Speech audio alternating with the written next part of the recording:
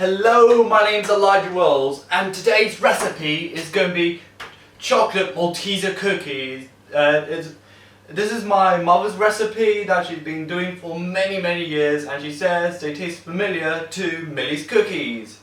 But first, let's look at the ingredients. Although I am doing doubles for my servings because I have a large gathering today, but this is for these a more smaller bunch. But here it is. There's what you need for cookies is 225 grams of self-raising flour, 100 grams of softened butter, preferably through a microwave, but soft enough that it doesn't turn liquidy, 100 grams of caster sugar, 50 grams of soft brown sugar, 1 egg, chocolate chips or Maltesers or raisins, depending which is your liking, and put in the oven on a 190 degrees for 11 minutes. First, the butter, just put it in. Just let you know, I'm doing double servings than usual. Again, a double servings of flour, being self-raising, just going to pour it right in. Pour it right in. And also, 2 eggs, just pour it in again. Again, double servings of caster sugar and just put it in again. Okay. Soft brown sugar, just also put that in. And also, when you're doing the blending, this mixture, you want to make sure that it blends into something that looks like cookie dough effectively before you add like chips, Maltesers or raisins. For today's, I am doing Maltesers. After a minor screw up, I managed to put any more flour in case what I did earlier is the flour exploded, but I did not record it, but it was a funny situation nevertheless.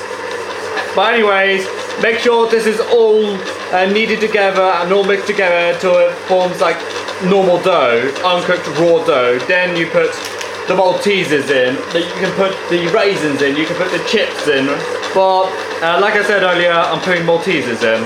Now the mixing is done. If you think it is too dry for your liking, do not worry, just beat it even further with this K-beater machine. But now here comes the part where I put the Maltesers in. For me, I'm just going to put like a whole bag worth of it, like get it in, make sure there's none left, then you can start blending again. If you want more Maltesers, just stop, just check if it's Maltesery enough for you, then add some more, or you think it's perfect. I am just going to add some more Maltesers because I do not think it's Maltesery enough for me. Is that a word? Come on, is this a word? Maltesery? But I'm going to add some more in because I don't think it is Maltesery enough for my liking. Oh, there's one more. Hang on. Blending, blending, blending, blending, blending, blending, blending, blending, blending, blending, blending, blending, blending, blending, blending, blending, blending. Now, something I've learned while cooking this is the longer you beat the cookie dough with the Maltesers, the smaller the granules of the Maltesers are going to be. Now they're all surely beaten into small chunks. I'm just going to put them out evenly on this cooking mat thing, then put them on the oven. But the way you want to do it is make them the size of a ping pong ball, which I will demonstrate like this. Here is the first example of the raw cookie dough I've made. You want to preferably make it the size of a ping pong ball, but if you don't know what a ping pong ball is, here's a pen for kind of a scale of what you're trying to aim at, but preferably aim at the size of a ping pong ball. Then now let's do more of these, and now here's a whole row of them. Again, preferably make it the size of a ping pong ball. As you can see here, I have made 20 raw cookie dough balls. Now we need to put them in the oven for 11 minutes on 190 degrees.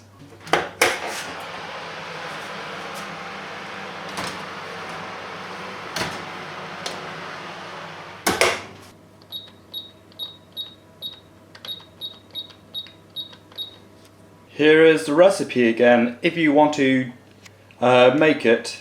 Since I did doubles, here's a more singular approach, which is 225 grams of self-rising flour, 100 grams of softened butter, preferably through a microwave, but not too much to a point it turns liquidy, 100 grams of caster sugar, 50 grams of soft brown sugar, 1 egg, choice of chocolate chips, Maltesers or raisins, but you do you, and 190 degrees for 11 minutes in the oven if you want to do this recipe at home. Now the timer is up, I'm just going to take the cookies out. My first impressions are, they're really good golden brown, heavy. You can see here, well, there may be some that may be slightly merged together, but it shouldn't be a problem. But look at it, it's nice and brown and golden. Once they're out of the oven, you need to leave them for two minutes just for them to cool off, because you don't want to eat them piping hot.